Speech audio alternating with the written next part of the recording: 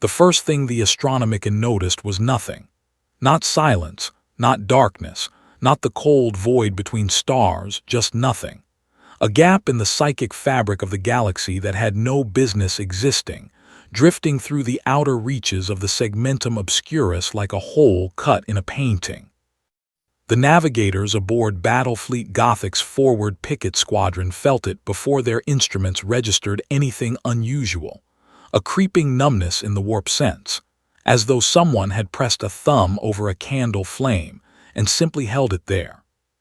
Then the picket ship Eternal Vigilance stopped broadcasting mid-transmission, not with a scream or a burst of static, but with a single unfinished sentence from its captain, a 15-year veteran of void warfare who had faced Orc rocks, Tyranid hive ships, and the becalmed madness of warp storms without flinching. The sentence was, "A man is standing on the hull." Then nothing. The Imperium of man has survived 10,000 years of unrelenting horror by maintaining one iron principle. Every threat can be classified, catalogued, and eventually destroyed. Whatever stepped aboard the Eternal Vigilance that day was something the Imperium had no category for, and by the time the first inquisitorial response fleet arrived, the consequences were already spreading in directions no one had yet thought to look. If you think you know where this is going, you don't. What happens when something exists outside every system this universe was built to destroy? Subscribe now, because the Imperium is about to learn that some problems cannot be solved by throwing more bodies at them. The Eternal Vigilance was a sword-class frigate, lean and predatory by Imperial Navy standards, assigned to the outermost patrol corridor of Battlefleet Gothic's northern picket line. It was not a glamorous posting. The ships that drew this assignment spent months drifting through space, scanning for warp anomalies and Orc raider signatures that rarely materialized, crewed by men and women who had learned to measure time in the slow rhythm of void watches and recycled air. Captain Marin Solis had commanded the ship for 6 years without encountering anything that required more than a standard threat response.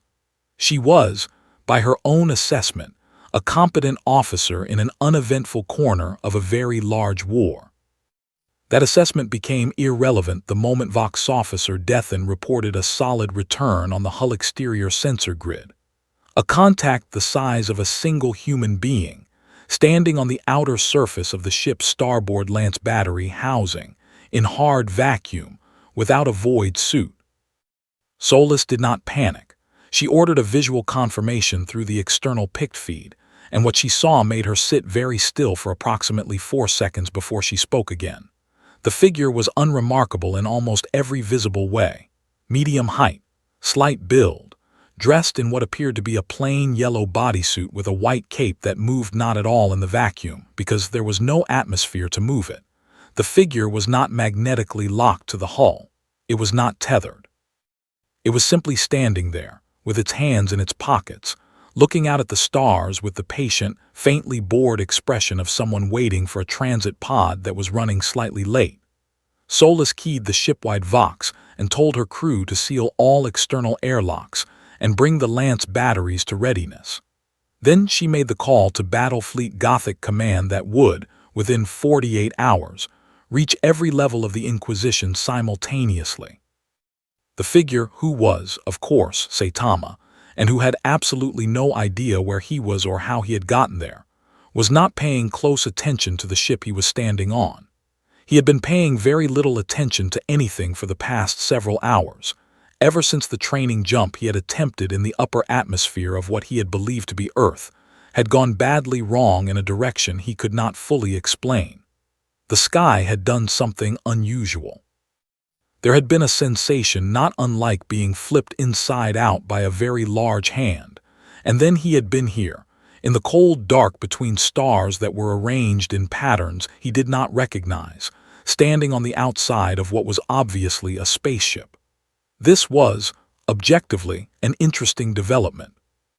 Saitama had catalogued it as interesting, and then allowed the interest to fade into the background hum of mild curiosity that constituted his default emotional state, because getting excited about things before you understood them was a waste of energy. he no longer had much use for. When the airlock nearest to him cycled open, and a team of armsmen in void suits emerged with las weapons raised, he turned to look at them with the same expression he gave door-to-door salesmen. They were shouting things at him through suit comms that he couldn't hear through the vacuum, and gesturing with their weapons in a way that he recognized as internationally, or apparently, universally, legible as "come with us." He shrugged and followed them inside. It seemed like the polite thing to do, and besides, he was starting to get a little hungry. Captain Solus met him in the inner airlock chamber with 6 armsmen, a ship's confessor clutching an Aquila pendant with white-knuckled devotion, and the ship's only sanctioned psyker, a young man named Yevrath who had been assigned to the picket fleet for the specific purpose of screening unusual contacts for warp taint. Yevrath extended his senses toward the figure in the yellow suit the moment the inner door sealed, reaching with the careful, practiced touch of a trained Imperial psyker, feeling for the psychic signature that every living being in the galaxy cast like a shadow into the warp. He found nothing. Not a blank's null field, which had its own cold, smothering quality, not a dampening effect, just an absence. As though the man in front of him did not exist in the warp at all, the way a stone does not exist in a river even while it sits directly in the current. Yevrath stepped back and told Captain Solus, in a voice that was admirably steady given the circumstances, that he could not read the contact at all. Solus looked at Saitama for a long moment. Saitama looked back at her, and then around at the gray metal walls of the airlock chamber and then at Solus again. "Do you have any food?" he asked. No one understood him, but the tone was clear enough, relaxed, conversational, faintly hopeful. Solus made a second call to Battlefleet Gothic Command. This one was flagged Inquisitorial Priority Vermilion, a classification that had not been used in this sector in 11 years. Across the corridor of space stretching between the picket line and the nearest naval station, 17 different automated threat response systems began their slow, grinding process of activation. None of them was built for this. Inquisitor Kale Vross arrived aboard the Eternal Vigilance 31 hours after Captain Solus's Priority Vermilion transmission, having crossed the intervening void aboard a black-hulled inquisitorial cutter that docked without ceremony or announcement. She was a tall woman with the kind of face that had stopped being readable to ordinary people somewhere around her second century of life, and she carried with her 2 acolytes, a combat servitor, and a reputation within the Ordo Xenos for resolving ambiguous contacts with a thoroughness that left very little room for follow-up questions. She had handled gene-stealer cult infiltrations, encountered 2 separate classes of previously uncatalogued Xenos organisms, and once boarded a space hulk alone to verify a report of Necron activity that turned out to be accurate in every particular. She was not easily unsettled. She became unsettled approximately 4 minutes after entering the holding compartment where Saitama had been kept since his arrival, not because of anything he did, but because of everything he didn't do. He was sitting on the floor with his back against the bulkhead, eating from a ration pack that one of the armsmen had apparently given him out of what Vross could only describe as reflexive human hospitality, working through the compressed nutrient block with the focused, methodical attention of someone who found it acceptable but not particularly good. He did not react to her entrance. He did not react to the combat servitor's targeting systems cycling through their lock-on sequence. He looked up when she stopped in front of him, assessed her with a brief, direct gaze, and then looked back at his food in a way that communicated with remarkable efficiency that he had decided she was probably not a threat and was therefore not his immediate concern. Vross had interrogated Xenos organisms, mutants and heretics of every conceivable variety. None of them had ever made her feel, within the first 30 seconds of contact, like the less interesting person in the room. She had Yevrath attempt the psychic reading again, in her presence, with the full weight of her inquisitorial focus lending whatever authority it could to the process. Yevrath tried 3 times, pushing harder with each attempt in a way that left visible strain on his face, and each time came back with the same result, nothing, and then less than nothing, as though the effort of reaching toward the figure in the yellow suit was like trying to grip water. Voss recorded this in her personal data slate and added a notation that she suspected would eventually become the most significant entry in the file. Subject does not register in the warp. Not suppressed, not shielded, simply absent, unknown mechanism, unknown origin, threat classification, cannot be established by standard means. That last line was the one that kept her awake that night, because Inquisitor Cale Voss had been classifying threats for 97 years, and she had never once written those words before. The situation escalated on the second day, not because Saitama did anything aggressive, but because the Eternal Vigilance's navigator, a man named Petherick whose warpie had guided the ship through a dozen passages without incident, attempted to plot a course to the nearest naval station and found that the Astronomicon, the psychic beacon projected from Terra itself, the lighthouse that made all warp travel possible, was behaving strangely in their immediate vicinity. Not blocked, not distorted. Just slightly harder to focus on, the way a bright light becomes difficult to look at directly when something stands between you and it. Petherick reported this to Captain Solus with careful, measured language that did not quite conceal the fact that he was frightened, and Solus passed it immediately to Voss, who added a second notation to her file and then sat with it for a very long time. Voss returned to the holding compartment, and this time brought a translation servitor loaded with over 400 languages, Xeno's dialects included. She worked through them methodically, and on the 37th attempt, a pre-Unity human language called Japanese that had been included in the servitor's memory banks largely as a historical footnote. Saitama looked up from the ceiling he had been studying with vague, unfocused attention and said, "Oh, you speak Japanese," in a tone of mild, genuine surprise, as though he had not expected competence and was pleasantly wrong. Voss, through the servitor, established basic communication within the hour. She learned that he was from a place called Earth, that he had arrived by accident, that he was not affiliated with any power she recognized, and that his primary concern, stated plainly and without apparent irony, was finding something better to eat than Imperial Guard ration packs. She learned one other thing, which she did not record in her official file but instead in the private cipher she reserved for information too dangerous to leave in a system that could be accessed by others. When she asked him, carefully and indirectly, what he did, he told her he was a hero, a professional hero. She asked him what that meant, and he was quiet for a moment, and then he said it meant he hit things until they stopped being a problem, but he was looking for something that would actually take more than one hit.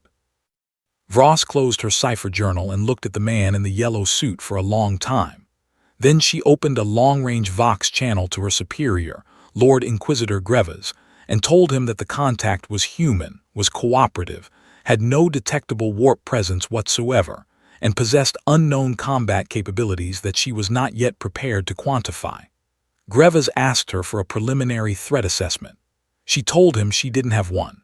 He told her that it was unacceptable.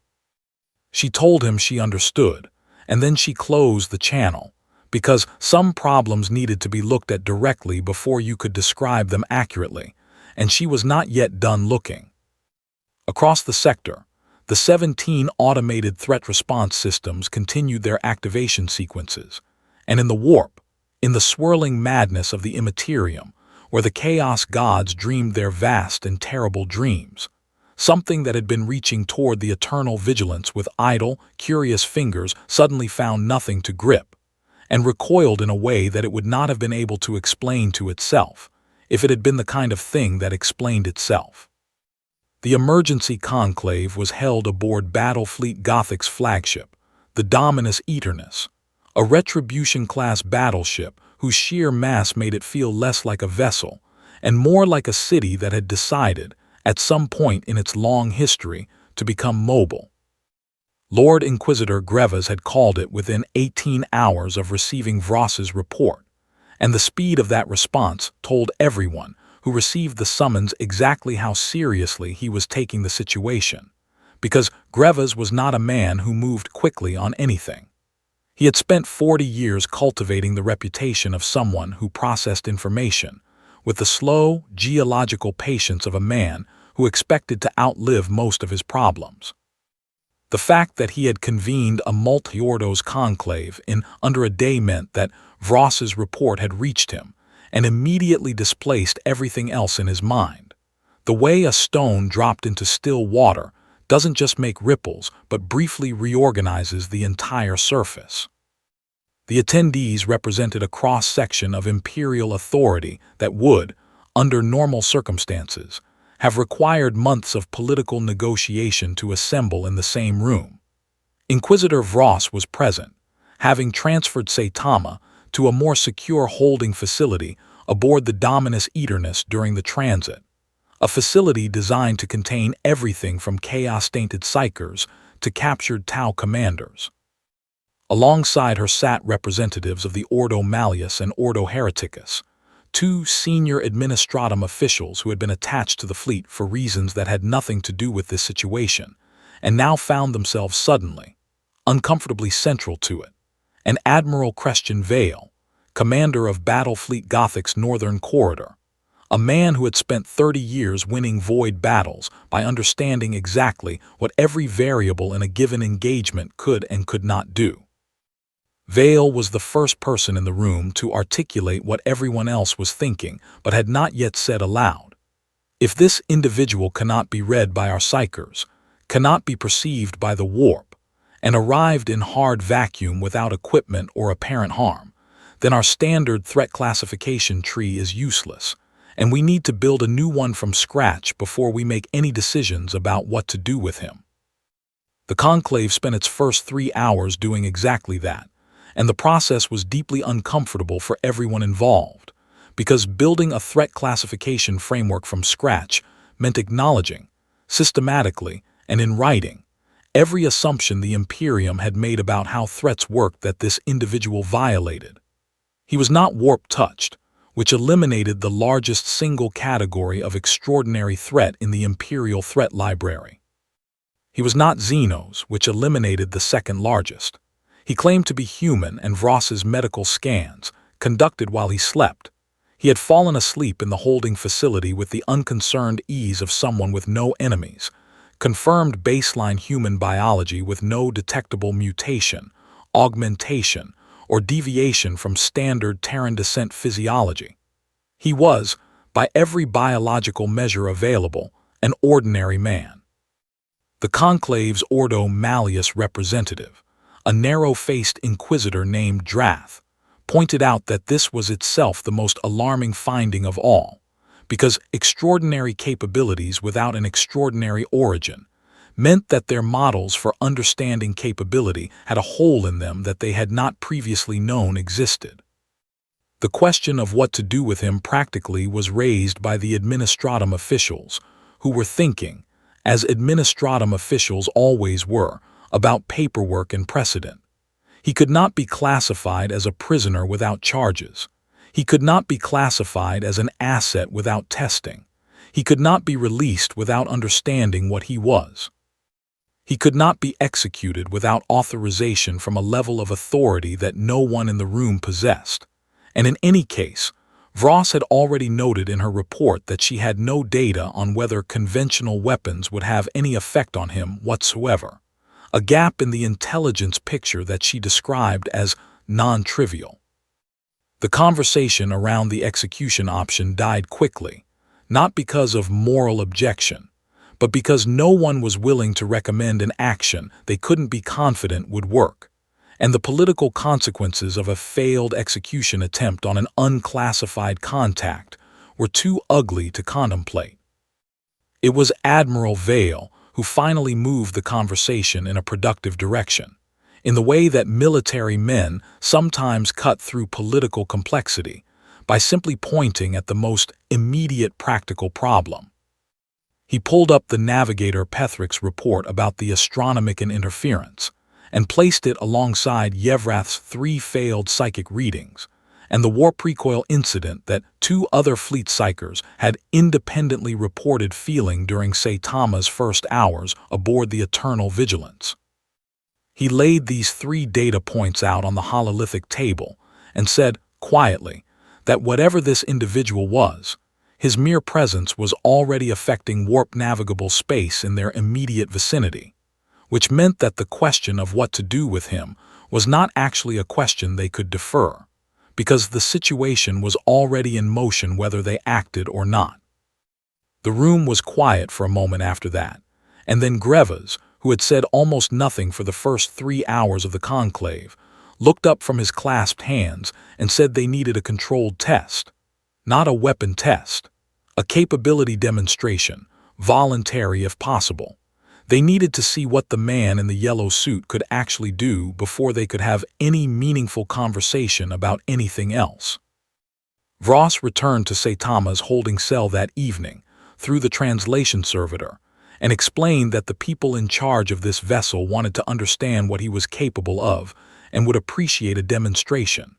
Saitama thought about this for a moment and said that was fine, he supposed, as long as there was a decent meal involved afterwards. He said this without enthusiasm, in the tone of someone agreeing to fill out a form they found tedious but necessary. Vross noted in her private cipher that his willingness to cooperate was not reassuring. If anything, she wrote, it was the part that worried her most, because a being of genuinely catastrophic capability that had no interest in using it except when mildly inconvenienced was not a weapon pointed at the Imperium. It was something far less manageable than that. It was a weather event that had opinions about lunch. The testing ground they chose was Hive Primus Secundus, a mid-tier industrial hive city on the surface of Vantes IV, a planet that the Administratum had flagged 18 months earlier for scheduled demolition clearance owing to complete infrastructural collapse following a moderate-scale orc WAGH that had burned through the sector 2 years prior. The hive was empty of civilians, structurally compromised beyond salvage value, and located far enough from any populated center that collateral concerns were minimal. More importantly, it was large, a structure 7 kilometers tall and roughly 40 kilometers across at its base, built from the compressed geological ambition of 3 centuries of industrial expansion, layered in rockcrete and adamantium plating, and the accumulated weight of everything a civilization builds when it stops asking whether it should and starts asking how fast it can. Admiral Vale had selected it specifically because he wanted a target that would give them meaningful data about scale, and because he was, under his measured exterior, deeply curious in the way that military men get curious about things that might one day need to be fought. They brought Saitama down to the surface in a Valkyrie transport flanked by 4 Thunderhawk gunships, a deployment that Saitama observed with the same mild interest he had been applying to everything since his arrival, watching the escort craft through the viewport with the expression of someone nodding that a thing is larger than expected without feeling any particular way about it. Vross sat across from him through the descent. She had spent the previous evening reviewing everything the Conclave's combined intelligence resources had been able to compile about his stated origin, a place called Earth, a city called Z-City, a hero association, and had found nothing in any Imperial record, Xeno's archive, or warp-derived intelligence that corresponded to any of it. She had eventually concluded that he was either from a point in human prehistory that predated all extant records, or from somewhere that was not, in any meaningful sense, the same universe. She had not shared this conclusion with the Conclave yet, because she was still working out what it implied. The Valkyrie set down 2 kilometers from the hive's outer wall, and Saitama stepped out onto the gray, ash-covered plain that surrounded it, put his hands in his pockets, and looked up at the structure with the evaluating expression of someone who had been asked to move a large piece of furniture and was figuring out the best angle of approach. The observation team was positioned 4 kilometers back, behind a line of Chimera transports that served as both viewing platform and emergency cover, equipped with every sensor array Battlefleet Gothic could fit onto a ground-based platform on 48 hours' notice. Magos Tethric of the Adeptus Mechanicus, who had attached himself to the conclave the previous day with the unstoppable momentum of a tech priest who has detected an anomaly and will not be redirected, had personally calibrated the Auspex systems, and was now standing at the sensor console with an expression that, for a Magos, constituted barely contained excitement. He had told Admiral Vale that morning that whatever data this demonstration produced would likely require a new branch of Imperial scientific classification, and Vale had told him to keep that opinion to himself until after the test, because the Inquisitors were already anxious enough. Through the translation servitor, Vross told Saitama he could proceed whenever he was ready. He looked at the hive for another moment, scratching the back of his head in a gesture she had already learned to recognize as him deciding whether something was worth the effort, and then he walked toward it. Not ran. Walked, at a pace that suggested mild purposefulness rather than urgency, his cape drifting behind him in the gray planetary wind. The observation team watched him cover the 2 kilometers to the outer wall, in a time that their instruments clocked as slightly faster than should have been possible for a walking human pace. And then he stopped at the base of the wall, which rose above him like a cliff face of layered metal and rockcrete, and he drew his right fist back, and he punched it. The sound reached the observation post 0.3 seconds after the event itself, which gave everyone watching the peculiar, dislocating experience of seeing the hive city's outer wall cease to exist before they heard any noise. It did not crack. It did not crumble. The section of wall directly in front of him, a span approximately 50 meters wide and extending upward into the haze, simply stopped being there, replaced by an expanding shockwave of pulverized matter that propagated outward and upward with the geometric precision of a detonation that had begun at a single point and expanded in every direction equally. The shockwave reached the observation post as a physical pressure wave that rocked the Chimera transports on their treads and knocked 2 of Magos Tethric's junior tech adepts off their feet. Tethric himself gripped his console and stared at his instruments with an intensity that, in a human face, would have looked like religious experience. Saitama walked through the gap in the wall and disappeared into the interior of the hive. For the next 11 minutes, the sensors recorded a series of impacts propagating through the structure from a moving point source, each one slightly different in direction and magnitude, as though someone was making their way through the building, and occasionally, almost absent-mindedly, removing structural elements that were in their way. The hive city did not collapse immediately.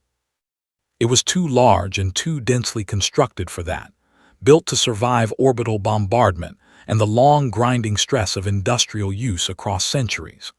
What it did instead was something the structural analysts would spend days arguing about. It began to fail in a sequence that suggested the removal not of random supports, but of specifically load-bearing elements, as though whatever was moving through it understood, intuitively or otherwise, exactly which pieces mattered. When Saitama emerged from the far side of the hive 14 minutes after entering, walking at the same unhurried pace he had maintained throughout, the structure behind him held its shape for approximately 40 seconds. Then it came down, not in pieces, but in a single sustained motion. 7 kilometers of compressed industrial civilization returning to the surface of Vanti's IV, in a collapse that registered on the seismic monitors of every sensor station within 300 kilometers. Saitama looked back at it, then at Vross, and said it was a bit bigger than the monsters he was used to, but not really harder. He asked about the meal. Behind the observation line, in the sudden absolute silence that followed the collapse, Admiral Vale turned to Lord Inquisitor Grevas and said, with the careful precision of a man choosing every word, that they needed to update the threat classification immediately. Grevas was already writing. Magos Tethric was making sounds that were not quite language. The automated threat response systems that had been slowly activating across the sector received their first meaningful data input, and in 17 locations simultaneously, their escalation protocols advanced to the next tier. The data from Vanti's IV reached Terra in the way that all truly important information eventually reached Terra. Slowly, through layers of bureaucratic filtration that were supposed to ensure quality and instead ensured delay. Passed upward through the administratum's chain of relay stations, with each handoff adding another stratum of cautious annotation and hedging qualification, until the original report was buried under so many addenda that a reader encountering it for the first time could be forgiven for missing the central fact entirely. What saved it from complete institutional suffocation was Inquisitor Vross's decision to transmit her personal assessment simultaneously through the Inquisition's private Vox cipher network, bypassing the administratum relay chain entirely and landing the core findings directly on the desk of the High Lord's inquisitorial representative within 72 hours of the Vanti's IV demonstration. The representative read it twice, made 3 calls, and within 6 hours had convened a closed session of the relevant High Lords that would not appear in any public record of the Senatorum Imperialis that year. The session lasted 9 hours. Vross was not present. She was still in the segmentum obscurus, managing what had become an increasingly complex logistical situation. But her report was read aloud in full, including the private cipher entries that she had transmitted under inquisitorial seal, and which the representative had judged too significant to withhold. The section that generated the most discussion was her structural analysis of the Vanti's IV collapse, not the raw power data, which was extraordinary enough, but her observation that the pattern of structural failures suggested either an intuitive or calculated understanding of load-bearing architecture that went far beyond what a being simply hitting things at random would produce. She had written, in her cipher, "He did not destroy the hive.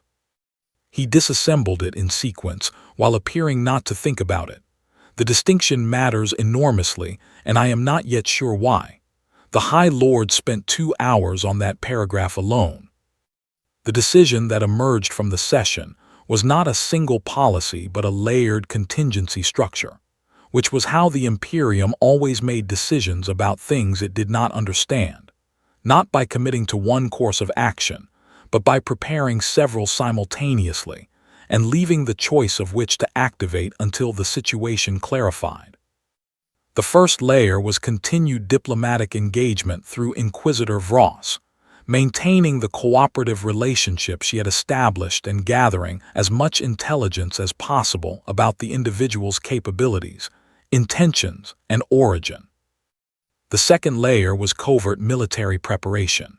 Battlefleet Gothic was to be quietly reinforced, and 2 companies of Grey Knights, the Imperium's most elite anti-supernatural force, answerable directly to the Inquisition, were to be placed on standby in the sector under sealed orders that no one below High Lord level was authorized to open.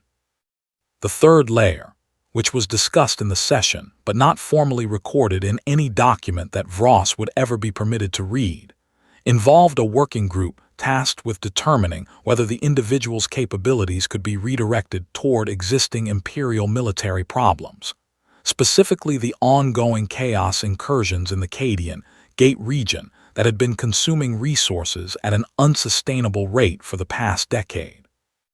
This third layer was the one that would matter most, though no one in the session fully understood that yet. The working group was chaired by a Lord Militant named Castor Vhen, a man whose entire career had been built on the principle that any sufficiently powerful tool could be made useful if you understood its parameters well enough to aim it correctly. Vhen had read Vross's report with a different kind of attention than his colleagues, less focused on the threat assessment and more focused on the capability inventory, and he had come away from it with a thought that he kept carefully to himself during the session, but committed to his private journal afterward. That the chaos incursion at Cadia had been grinding the Imperium's best forces into dust for 3 years, because the enemy's warp-based regeneration and reinforcement cycles made conventional attrition warfare effectively impossible. You could kill 10,000 Chaos Space Marines, and the warp would simply push 10,000 more through the Cadian gate before the bodies were cold. What the Imperium had never had, in 10,000 years of fighting chaos, was something that could reach through the warp's metaphysical infrastructure and remove things permanently. Something that didn't just destroy a body, but erase the entity behind it in a way that the warp could not reverse or replace. Vross, meanwhile, was having her own parallel conversation with Saitama, who had been moved to more comfortable quarters aboard the Dominus Eternus following the Vanti's IV demonstration, and was currently engaged in working his way through the ship's officer mess with the systematic dedication of someone conducting a thorough product evaluation. He had eaten his way through 6 different grades of Imperial ration, 2 varieties of ship's cook-prepared meals, and a ceremonial feast portion that had been intended for Admiral Vale's birthday dinner and had been redirected by a well-meaning quartermaster who had decided that keeping the anomaly comfortable was worth any administrative awkwardness. Saitama had pronounced the feast portion acceptable. The quartermaster had taken this as a victory. Vross had watched the entire process with the expression of someone trying to reconcile 2 completely contradictory data sets in the same analytical framework, because the being who had just eaten Admiral Vale's birthday roast with quiet contentment was the same being whose single casual punch had removed a 7-kilometer hive city from the surface of a planet without apparent effort or interest, and she could not make those 2 facts feel like they belonged to the same entity. She asked him through the translation servitor whether he would be willing to help them with something. He asked what kind of something. She described in broad terms the situation at Cadia, the chaos incursion, the warp reinforcement cycles, the strategic deadlock that had been bleeding the Imperium for years. She did not oversell it. She did not appeal to heroism or duty or the stakes involved, because she had spent enough time observing him to understand that those levers would not work on someone who had already saved his own world enough times to find the concept of stakes mildly tedious. Instead, she described it as a problem that had not been solved yet, and she mentioned, with careful casualness, that the things at Cadia were considerably larger and more varied than a hive city, and that some of them were considered essentially impossible to permanently destroy by conventional means. She watched his face as she said this, and she saw something shift in his expression, very slightly, for the first time since she had met him. Not excitement exactly, but the specific attention of someone who has heard a description that sounds, just possibly, like it might not be completely boring. He said he would think about it. Vross transmitted a 1-line update to the High Lord Session Working Group. Subject is considering voluntary cooperation. Recommend patience and continued logistical hospitality. Do not escalate military preparation to active deployment. He is not the problem. He may be the only solution we have ever had that we did not build ourselves. The convoy that departed Battlefleet Gothic's anchorage 17 days later was assembled with a care that bordered on theatrical, because Lord Militant Vihen had flown in personally from his command post at Cadian High Command to oversee the logistics, and Vihen was a man who believed that the presentation of a thing was inseparable from the thing itself. The fleet comprised a Retribution-class battleship, 4 cruisers, and a full escort screen, which was by any measure a significant commitment of naval resources for what was officially logged in Battlefleet Gothic's movement registry as a routine reinforcement transfer. The unofficial reason for the fleet's composition was simpler. Vihen wanted enough firepower present that if something went wrong during the transit, there would be options. He had read Vross's reports carefully enough to understand that conventional firepower would probably be useless against Saitama specifically. But he was a military man, and military men prepare for the threats they can quantify, even when the primary variable in their planning lies entirely outside their quantification range. Saitama spent the transit in a state of mild, unfocused restlessness that Vross had learned to read as his version of anticipation, though it looked, to anyone observing him, almost identical to boredom. He had developed a routine aboard ship that had, over the preceding weeks, quietly become integrated into the Dominus Eternus's daily rhythm in the way that unusual things sometimes do when they persist long enough to become familiar. He ate in the officer mess at regular intervals. He walked the ship's internal corridors in long, looping circuits that the crew had initially monitored with anxiety, and eventually stopped monitoring because he never went anywhere interesting. He had acquired, through a chain of transactions that no one had fully tracked, a collection of Imperial comic periodicals, propaganda sheets, mostly illustrated accounts of space marine heroics that the Administratum distributed to boost civilian morale on frontier worlds. And he read them with the focused, evaluating attention of someone conducting professional research, occasionally making small sounds that the crew around him had learned to interpret as either approval or mild skepticism. Lord Militant Vehen met with him formally for the first time on the fourth day of transit, in the Dominus Eternus's war room, with Vross present as interpreter and Admiral Vale attending as fleet commander.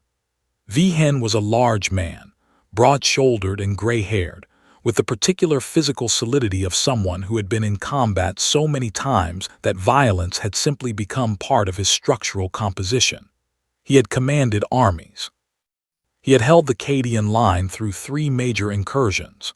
He had seen things in the warp's bleed-through events at the gate that had broken lesser men entirely, and he had processed them and continued functioning, because the alternative was unacceptable. He sat across from Saitama and looked at him for a long moment before speaking, with the direct, assessing gaze of someone who was trying to reconcile everything in Vross's reports with the entirely unimpressive physical reality sitting across the table from him, and who was finding the reconciliation genuinely difficult. He explained the situation at Cadia with a military briefer's precision and economy. The Eye of Terror, the warp rift that had existed at Cadia's coordinates for 10,000 years, was currently in an active expansion phase driven by sustained chaos ritual activity within the rift's interior. The forces pressing through the Cadian gate were not an army in any conventional sense, but a continuous, self-replenishing tide fed directly from the warp, meaning that every enemy killed was replaced from a pool of reinforcement that did not deplete the way a normal military force's reserves depleted. The Imperial Guard formations holding the gate had been fighting without meaningful rotation for 31 months and were at a fraction of their original combat effectiveness. The Grey Knights attached to the defense had been taking losses that their chapter could not sustain indefinitely. 3 Primaris Space Marine chapters had been committed and were being ground down at a rate that the strategic models predicted would result in combat ineffectiveness within 8 months. The situation was not yet catastrophic, but the trajectory was clear, and the Imperium had run out of conventional solutions. Saitama listened to all of this through the translation servitor, looking at the hololithic display of the Cadian system that Vehen had activated in the center of the table, with the same expression he brought to everything: mild attention, no visible urgency. When Vehen finished, Saitama pointed at the representation of the Eye of Terror on the display, the great swirling red mass of the warp rift, and asked how big it was. Vehen told him. Saitama was quiet for a moment. Then he asked how many of the things coming through it were the kind that could take a hit and keep going. Vehen looked at Vross, and Vross looked at her notes, and she said that a significant proportion of the forces currently pressing the Cadian line were warp-based entities, demons, possessed war machines, greater beings whose physical forms were anchored in the immaterium rather than real space, and that these entities had historically been impossible to permanently destroy through physical means alone, because destroying their material form simply returned them to the warp where they could reconstitute given sufficient time and psychic energy. Saitama nodded slowly at this, in the way of someone receiving information that confirms a thing they had already suspected, and then he said something that Vross translated for Vehen with a flatness in her voice that she could not entirely suppress. He said that sounded like it might actually be interesting. The convoy dropped out of warp at the edge of the Cadian system 2 days later, and what greeted them was immediately, viscerally different from anything in Vross's previous experience of military deployment zones. The sensor picture was chaos in the literal sense, warp bleed distorting every long-range Auspec's return, the sky of Cadia itself visible on the optical feeds as a bruised, wrong color from the Eye of Terror's proximity, and the Vox channels a constant layered noise of tactical traffic from the defending forces interspersed with the grinding, atonal harmonics that warp-active presences generated in any electromagnetic spectrum they touched. Vhen was already moving to the communications station, re-establishing contact with Cadian High Command, his voice shifting register in a way that told Vross this was the place where he was most himself, because here the variables were at least familiar ones. Saitama had come to stand at the viewport, looking at the Eye of Terror's distant, luminous mass on the optical display with an expression that Vross, watching him carefully, identified after a moment as the closest thing to genuine interest she had ever seen on his face. It was a small thing, a slight forward tilt, a quality of attention that was a degree more focused than his usual unfocused calm, but after weeks of reading him, she had learned that small things from Saitama were the only register in which meaningful information appeared. She noted it in her cipher and added a line that she underlined twice. He sees it. Whatever he is looking for in a fight, he thinks it might be here.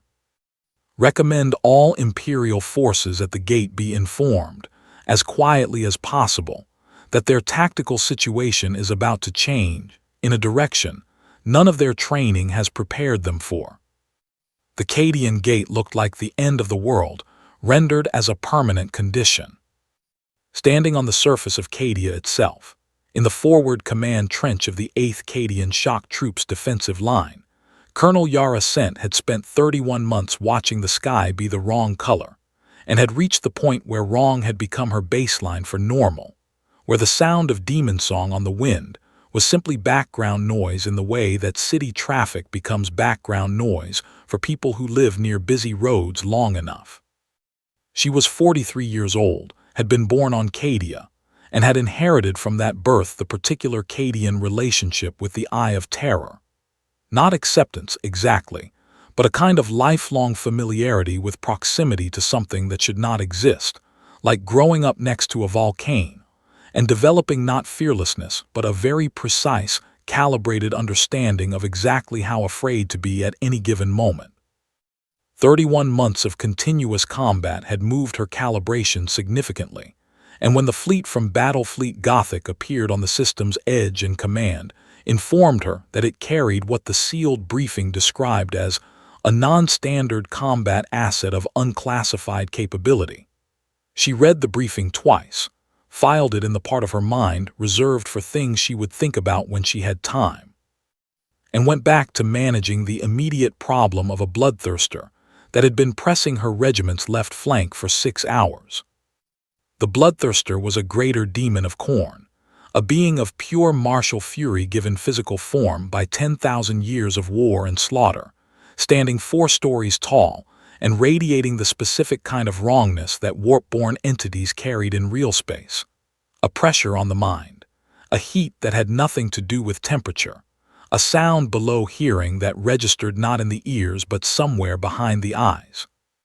The Grey Knights attached to Sense Sector had engaged it twice and driven it back both times, but driving it back was not the same as destroying it, and both times it had reconstituted within the warp bleed-through and returned with the casual inevitability of a tide, because that was the nature of greater demons at the Cadian Gate. They were not soldiers fighting a battle. They were expressions of a force that did not recognize the concept of losing. And the most the Imperium had ever managed against them was the temporary inconvenience of dispersal. Sent had watched Grey Knights die buying those temporary inconveniences. She had stopped counting the cost because the counting made it impossible to function. Saitama arrived at the front line via Valkyrie transport, accompanied by Vross, and a single squad of Kasachin veterans that Vihen had assigned as escort more out of institutional habit than any belief that they would be tactically relevant. The landing zone was a cleared section of the second defensive trench, 2 kilometers behind the active contact line, and the noise from the front was constant. The crack and thunder of artillery, the distinctive shriek of La's fire at volume, the deeper, structural sounds of things happening at a scale that individual humans were not really designed to process. Saitama stepped out of the Valkyrie and stood in the trench and listened to it for a moment, and something in his posture shifted in the subtle way that Vross had been nodding since the convoy. Not alertness, exactly. More like a musician hearing music after a long time in silence and recognizing, without emotion, that the instrument is being played. Colonel Sent met them in the command trench. She had received a personal communication from Lord Militant Vihen that morning telling her to extend full cooperation and professional courtesy to the asset, to brief him on the current tactical situation through the inquisitorial interpreter, and to stand her forces back from any engagement he participated in by a minimum of 500 meters. That last instruction had made her stop and read it again, because 500 meters was not a safety margin you specified for a human combatant regardless of their capabilities. It was the margin you specified when you were genuinely uncertain about the blast radius of whatever you were deploying. She looked at the man in the yellow suit standing in her command trench, and then at Inquisitor Vross and said, with the flat directness of a Cadian officer who had run out of patience for anything that wasn't immediately useful, "Tell me what he can do." Vross told her concisely what the Vanti's IV demonstration had shown. Sent was quiet for a moment, and then she said, equally concisely, that the bloodthirster on her left flank had been there for 6 hours, and the Grey Knights were running low on everything. Vross looked at Saitama. Saitama was already looking in the direction of the noise. He went over the top of the trench without ceremony, walking across the contested ground between the second and first defensive lines at his characteristic unhurried pace, and every Imperial guardsman who saw him cross open ground that had been swept by demon fire for 31 months experienced a version of the same cognitive dissonance. The absolute wrongness of a single figure in a yellow suit walking through the end of the world with his hands in his pockets, as though he was going to check the post. The bloodthirster found him first, in the way that beings of Khorne always found things, by moving toward the nearest source of martial presence, the psychic scent of a potential opponent, and Saitama had no psychic presence whatsoever, which meant the bloodthirster registered him not as a combatant but as an obstacle, a meaningless piece of the material world that had inconveniently placed itself in the path of something more interesting. It swung at him with a demon axe the size of a chimera transport, and the swing had in it the full weight of 10,000 years of slaughter given physical expression. The axe passed through the space where Saitama had been a fraction of a second before, because he had stepped to one side with the minimal, efficient movement of someone avoiding a puddle, and then he hit the bloodthirster once. The sound of the impact crossed the entire front line, rolling over the trenches and the fortifications, and the kilometer of contested ground in a pressure wave that staggered every standing person and silenced, for approximately 4 seconds, every other noise of the battle. The bloodthirster did not fall. It did not stagger. It simply ceased to be present in real space, not dispersed back to the warp in the way that killing a demon's physical form normally dispersed it, but gone in a way that was different in quality. An absence where it had been that felt permanent rather than temporary, that the Grey Knights present, those sensitive to warp presence, registered as a closing rather than an opening, a door shut rather than a door ajar. Brother Sergeant Aldrich of the Grey Knights, who had fought greater demons for 40 years, stood at his firing position and stared at the space where the bloodthirster had been, and felt something he had not felt in a very long time, which was the specific, unfamiliar sensation of a warp-based threat being entirely and irrevocably resolved.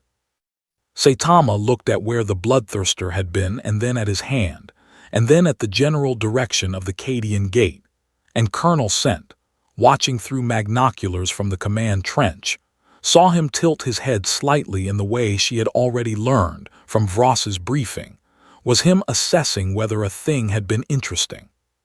She watched him decide that it had not been, not quite, and then watched him look further toward the gate, toward the larger, louder things pressing through the bleed-through behind the forward line, with the expression of someone who has found the appetizer acceptable and is now curious about the main course.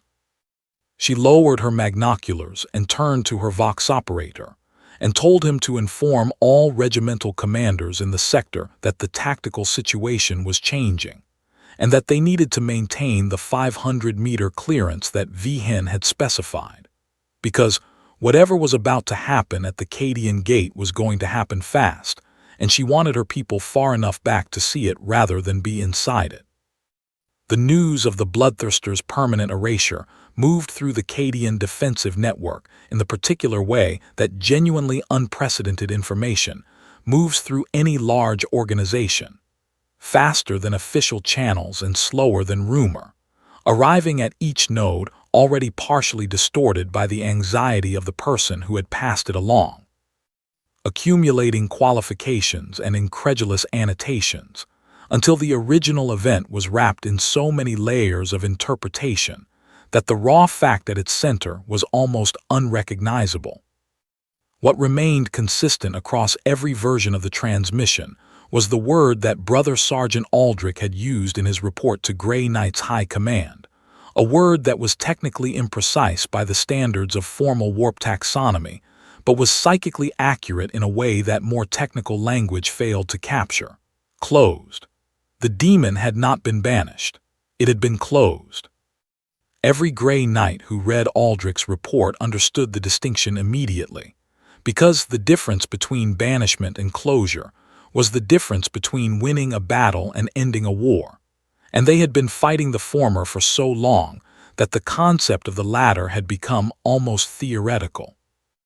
Lord Militant Vihen received the report in his forward command post, and sat with it for 11 minutes before responding to any of the 12 simultaneous communications demanding his attention, because 11 minutes was what he needed to restructure his entire strategic model around the new variable. He had been thinking of Saitama as a force multiplier, a capability that could be inserted into critical engagements to tip the balance in the Imperium's favor at decisive moments. What Aldrich's report suggested was something categorically different. Not a force multiplier, but a force terminator, something that did not shift the odds of a given engagement, but simply removed specific elements from the engagement permanently, the way a surgeon removes a tumor rather than the way a soldier kills an enemy soldier.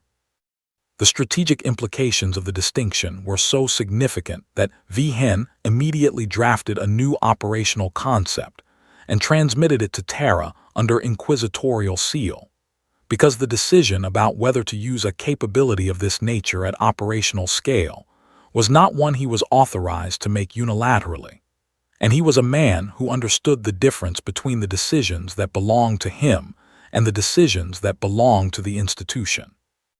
On the ground at the Cadian gate, meanwhile, the institution's plans were becoming increasingly academic because Saitama had kept walking. He had moved through the forward Imperial line and into the contested zone between the last Imperial fortification and the warp bleed-through boundary, where the Eye of Terror's influence was strong enough to maintain demon presence in real space without continuous reinforcement. And he was doing what he always did in contested zones, which was exist in them with the same calm he brought to everything else and respond to whatever presented itself. What presented itself, over the course of the next 2 hours, was a significant cross-section of the Chaos forces currently pressing the Cadian gate, not because any coordinated order had gone out to engage the lone figure moving through the killing ground, but because beings of the warp were drawn to conflict and presence and the weight of martial significance, and Saitama had none of these things, which created a paradox that the more sophisticated warp entities found genuinely confusing, and the less sophisticated ones found irrelevant, because they were moving toward the sounds of battle anyway, and he was in the path. A pack of flesh hounds of corn reached him first, 12 demon creatures the size of horses, built entirely from aggression given biological form, sensitive to the blood scent and battle fury that normally saturated a war zone of this scale. They registered no blood scent from him and no battle fury, which confused them in the way that predators are confused by prey that doesn't behave like prey, and the confusion lasted approximately 1 second before their fundamental nature overrode it and they charged. Saitama dispatched all 12 in a single sweeping motion that was not quite a punch and not quite a shockwave, a casual, economical gesture in which the distinction between individual targets became irrelevant because the force involved was not calibrated to any single target, but to the general area that needed to be cleared. The Grey Knight observation team, watching from the fortification wall, registered 12 simultaneous warp closures and a collective intake of breath that no amount of conditioning could suppress. The closures drew attention. In the warp's immediate proximity to the Cadian gate, where the boundary between the Imperium and real space was thin enough that higher entities could press through with relatively little effort, the 12 simultaneous closures registered as a disturbance that propagated upward through the warp's hierarchy of awareness in the way that a vibration in a web propagates to the spider at its center. The first entity to respond with genuine interest was a Lord of Change, a greater demon of Tzinch, a being of vast and labyrinthine intelligence whose existence was coextensive with the manipulation of fate and the reading of probability, who perceived the flow of possible futures the way a river perceives its own current. It extended its awareness toward the disturbance and encountered the same thing Yevrath had encountered weeks earlier aboard the Eternal Vigilance: nothing. An absence in the probability field where there should have been a presence, a gap in the weave of fate that had no cause it could identify and no future it could predict, because the being at the center of the gap did not exist in any future stream the Lord of Change could access. This was, for a Lord of Change, the most alarming experience possible. Tzinchian entities lived in probability. They breathed causality. The fundamental mechanism of their power was the ability to see what would happen and position themselves advantageously relative to that knowledge. A being that existed outside the probability field was not simply an unknown quantity. It was an active wound in the fabric of everything that made a Lord of Change what it was, and the response it generated was not the cold, calculated engagement that Tzinchian entities preferred, but something rawer and less controlled, which was the closest thing to genuine fear that a greater demon of Tzinch was capable of experiencing. It manifested fully in real space, a vast, bird-headed figure of impossible geometry, robed in the colors of shifting possibility, staff raised in the formal gesture of a being who intended to reshape the probability landscape around a target and remove them from all possible futures simultaneously. The staff came down and rewrote nothing, because there were no futures to rewrite. Saitama looked up at it with the evaluating expression he had brought to the bloodthirster, and this time the assessment took slightly longer, because the Lord of Change was considerably larger and more visually complex than the bloodthirster had been. He noted the size, the geometry of the wings, the quality of the light around it, with the brief, professional attention of someone checking whether a thing meets the threshold for interest.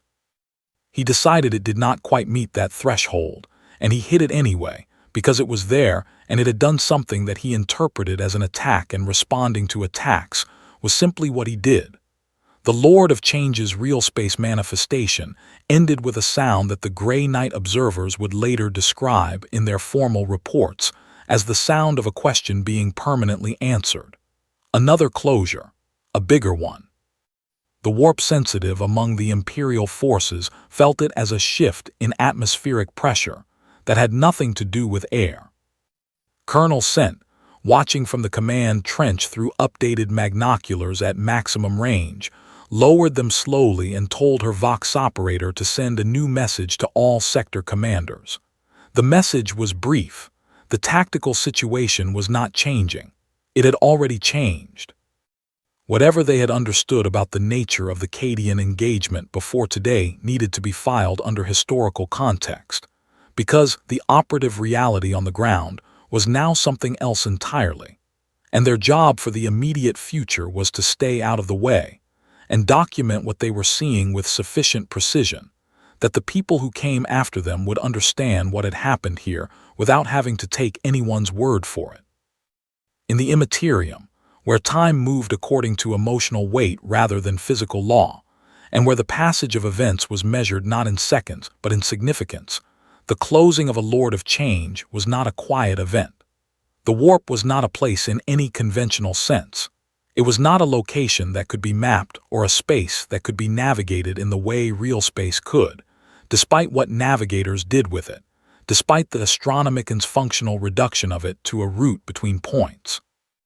It was consciousness rendered as environment, the accumulated psychic weight of every mind that had ever existed in the material universe given physical expression, organized not by physics but by meaning.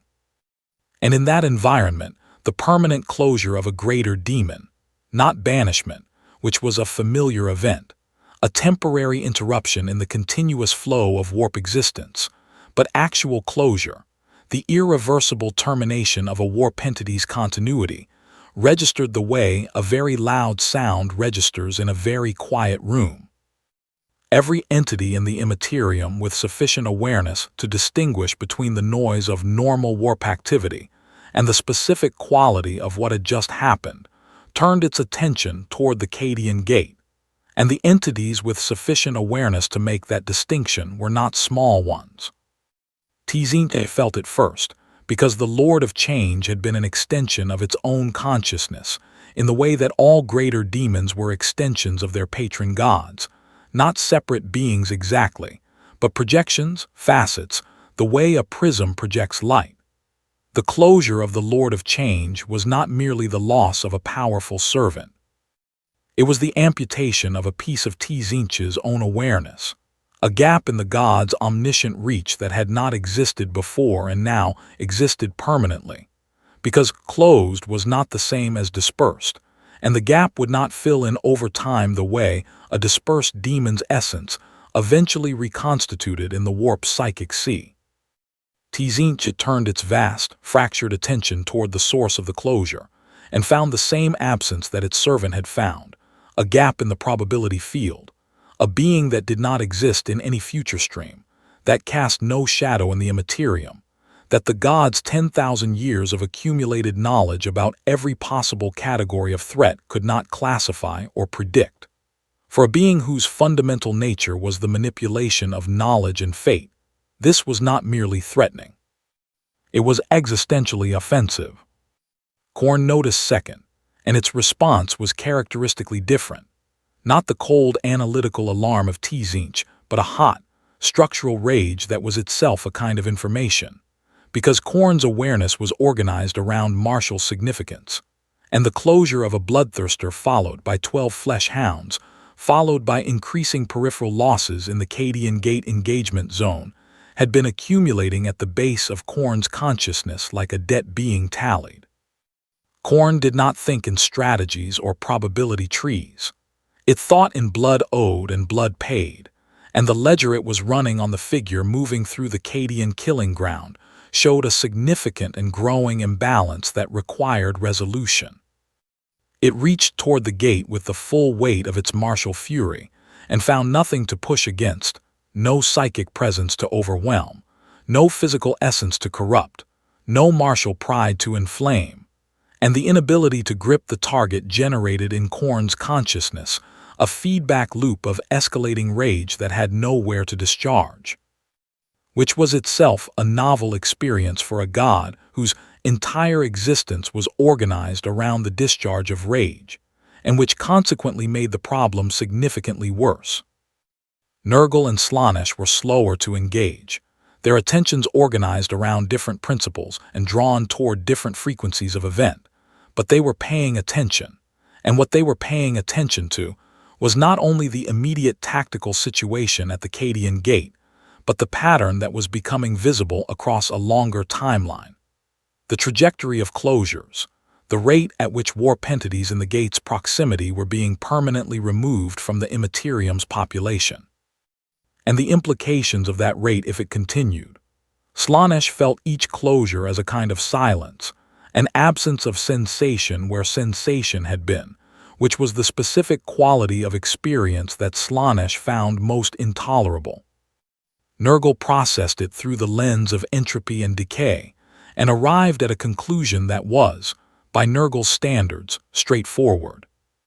Something was accelerating the death process of warp entities beyond the normal cycle of dispersal and reconstitution, and if that acceleration continued, the cycle itself would eventually be affected, which was a disruption of a natural process that Nurgle, paradoxically, found deeply objectionable despite being the god of decay, because Nurgle's relationship with death was cyclical and nurturing rather than terminal, and terminal was what the closures were.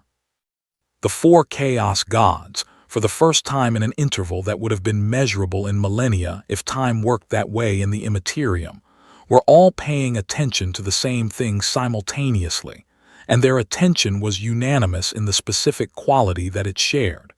They could not read the source of the disturbance. They could not find it in the probability field. They could not reach it with corruption or temptation, or the slow, patient work of psychic influence that had brought 1,000 champions and 1,000,000 ordinary souls into their service across 10,000 years of war. The being at the center of the Cadian Gate disruption was not resistant to their power in the way that blanks were resistant, or sanctioned psychers were resistant, or the Emperor's own psychic fortification was resistant. All of those resistances had a texture, a quality that could be felt and assessed and eventually worked around. This was different. This was not resistance. This was simply absence, and absence could not be worked around because there was nothing to push against, no surface to apply leverage to, no crack to widen over time. In real space, oblivious to all of this, Saitama was sitting on a piece of collapsed fortification wall in the contested zone, eating from a ration pack that Colonel Sent had sent forward via runner after someone on her staff had pointed out that the asset had been in the field for 4 hours and had not been resupplied. He was eating with his usual focused attention and looking at the Eye of Terror in the sky above Cadia, the great swirling mass of warp bleed that had dominated this system for 10,000 years, with an expression that Vross, watching via pict feed from the command trench, as she had been watching the entire engagement, had been trying to decode for the past 20 minutes. It was not the evaluating look he brought to potential opponents. It was not the mild curiosity he brought to new environments. It was something else, something she did not have a name for, and she spent considerable time in her cipher that night attempting to describe it before concluding that the closest analogy she could find was the expression of someone who has been looking for something for a very long time, and is not certain yet whether they have found it, but suspects that they might be getting warm. Inquisitor Drath, the Ordo Malleus representative who had joined the forward command 2 days earlier, came to stand beside Vross at the pict feed station, and watched the same feed for a moment before saying, quietly, that his warp sense was registering something unusual in the Imperium's behavior around the gate. A turbulence that was not combat-generated, not the normal bleed-through distortion, but something that felt to his trained perception. Like the warp itself was under a form of stress it was not equipped to process. Vross asked him to be more specific. He was quiet for a moment, and then he said it felt like the warp was trying to look at something and failing, repeatedly, and that the failure was generating a kind of pressure that was propagating outward from the gate's vicinity in all directions, and that if he were being completely honest, the quality of the turbulence reminded him of something he had read about in sealed Ordo Malleus archives. A theoretical classification of event that had never been formally confirmed, because no one had ever encountered a documented instance of it. Vross asked what the classification was. Drath told her. She looked at the pict feed, at Saitama finishing his ration pack and looking up at the Eye of Terror, and then she opened her cipher and wrote 3 words that she underlined 4 times, the most emphatic annotation in a document that had already accumulated more underlines than any intelligence file she had ever maintained. The 3 words were, "They have noticed." The answer came at dawn, which was not a coincidence. The Chaos Gods did not operate according to the logic of coincidence. They operated according to the logic of symbolism, of resonance, of the specific psychic weight that particular moments carried in the accumulated emotional landscape of the people who would witness them. Dawn on Cadia was a moment of particular weight after 31 months of continuous combat, because it was the moment each day when the surviving defenders of the gate looked at the sky and performed the unconscious calculus of still being alive. The brief, private accounting of another night endured that was the closest thing to hope that sustained warfare allowed. The Chaos Gods had chosen this moment because maximizing the psychological impact of their response was not a secondary consideration to maximizing its material impact. For beings whose power was drawn from the psychic weight of mortal suffering and mortal awe, the 2 things were the same. The sky above the Cadian gate opened in a way that was different from the normal bleed-through. The normal bleed-through was a constant, ambient phenomenon, the Eye of Terror's proximity causing the boundary between the warp and real space to thin and flex, allowing demon presence to seep through in the way that water seeps through a cracked hull, persistent and wearing but fundamentally a passive process, driven by the pressure differential between the warp's roiling energy and real space's comparative stability. What happened at dawn was not passive. The boundary did not thin. It parted, deliberately and with the specific quality of a door being opened by something that had decided the door was no longer a relevant consideration. And through the gap came a presence that every warp-sensitive individual in the Cadian system registered simultaneously regardless of distance.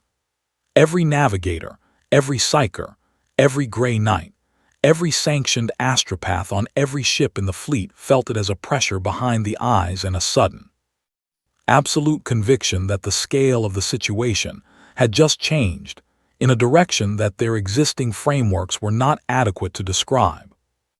What came through was not a greater demon. Greater demons were projections, extensions, the warp gods' long-range instruments. What came through was something that had not entered real space in recorded Imperial history in anything resembling its full form. A direct emanation of Chaos' divine will, a fragment of a Chaos god's actual consciousness, given temporary physical expression in the material universe, shaped into something that real space physics could accommodate only because the entity in question was choosing to limit itself to something the material world could contain. The way an ocean chooses to fill a particular vessel by accepting a shape it would not naturally take. It was Korn's fragment that came first, because Korn was the most direct of the 4 and the most impatient with subtlety, and because the debt of blood it had been tallying at the gate needed resolution in the most immediate material terms available to it. The fragment manifested as a figure of brass and blood standing 2 kilometers tall, which was not Korn's actual scale. Korn's actual scale was not a concept that real space geometry could accommodate, but was the largest physical form that could be sustained in the boundary zone between the gate and the Cadian surface, without tearing the material world apart in a way that would have defeated the purpose of the engagement. It arrived with a sound that was not sound, but was experienced as sound by every person within 300 kilometers. A bass vibration that resonated at the specific frequency of mortal terror, and which had ended the sanity of lesser beings simply by virtue of proximity. The ground around its feet cracked under the symbolic weight of its presence rather than its physical weight, though the physical weight was also considerable, and the crack propagated outward in lines that Colonel Scent's seismograph registered as a magnitude 8 event before the instruments failed. Every Imperial guardsman who saw it broke in some fundamental way, not fled, because 31 months of Cadian conditioning had removed the possibility of simple flight as a response option, but broke internally, in the specific way that beings break when they encounter something that exceeds the category of threat their psychology was built to process. They continued to function because Cadian training produced people who could continue to function after breaking, but the functioning was mechanical, and the human part of each of them was somewhere behind their eyes, looking at the fragment of corn and performing an accounting that kept coming up with the same answer, that no version of this ended with them still alive.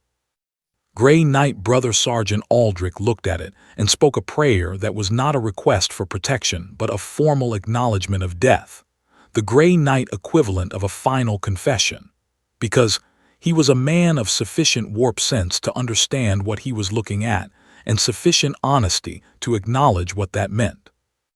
Saitama was standing 300 meters from the fragment's feet when it manifested, because he had been walking toward the gate when the sky opened, and had simply continued walking, in the way that he always simply continued whatever he was doing when something new appeared, because stopping mid-motion had never struck him as a rational response to the arrival of a new variable.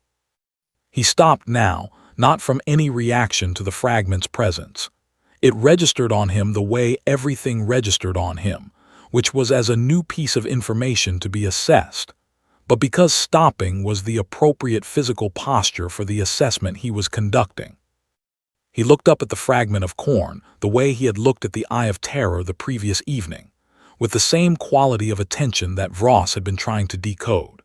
And this time, she had a clearer angle on his face through the picked feed relay that the Cassican escort had repositioned during the night, and she watched him look at the fragment for a long moment, and then watched his expression do something she had not seen it do since he had arrived in the Warhammer universe weeks earlier.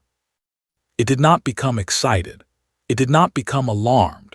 It became, very slightly, more present, a quality of engagement that was different from his usual detached attention, as though something in him that was normally at a low setting had been turned up a single increment, and that single increment was, given what she knew about how his power scaled, an enormous thing to observe. He cracked his knuckles. It was a small gesture, habitual and unconscious, and it was the most significant thing Vross had seen in 31 days of observation, because it was the first gesture she had observed from him that suggested he was doing something at the edge of what he considered worth doing. The fragment of corn swung at him with a fist the size of a hab block, the blow carrying the full concentrated martial fury of a god's will given temporary physical form, and it connected, because Saitama had not moved out of the way this time.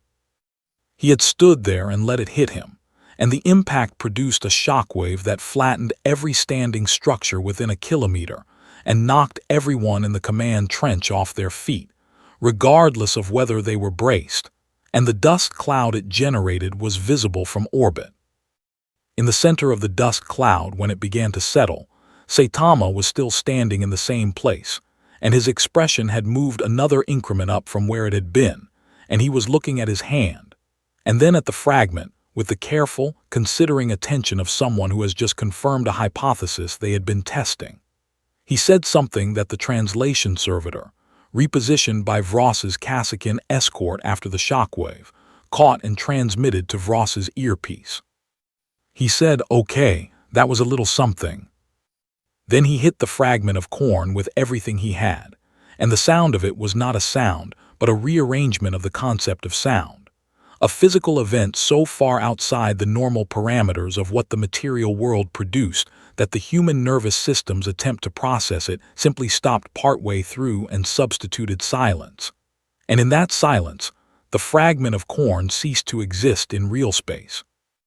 And the gap it left in the warp was not the size of a lord of change or a bloodthirster but the size of a piece of a god, and it did not close quietly.